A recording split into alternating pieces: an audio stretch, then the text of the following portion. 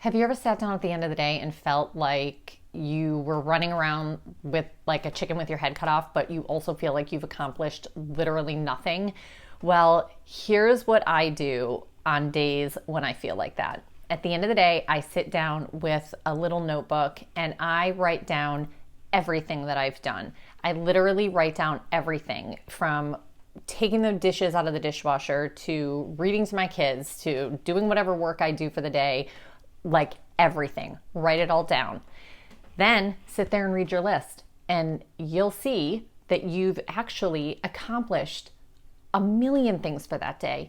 And then maybe you can just kind of relax because you realize that you actually have accomplished a lot. So now after you do that, if you feel like, yeah, I got a lot done, but I didn't get the important stuff done, another thing that I like to do is after I've done my brain dump of all of the stuff that I did do, I sit down and I write down everything that's important that I need to accomplish the next day. So I plan for the next day the night before. Then you write everything down while you're thinking about it, while you're relaxing, having your glass of wine. You write everything down that you need to accomplish tomorrow. Then when you wake up, you've got your list there and you start marking off your list. And another thing that's really good, which I realize I have to start doing with my kids because they're a little bit older and they tend to just kind of wander through the day with, out any direction unless I give them direction. I've started having them write down what they need to do the following day so that they wake up and start their own checklist.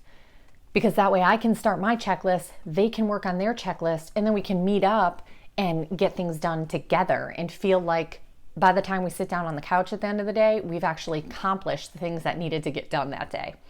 All right, guys, this is just a little tidbit pointer that I've used to help me with scheduling, with working. I'm a full-time working mom and a homeschooling mom, and I've just done these things, and I'm here to help you and give you some tips and pointers.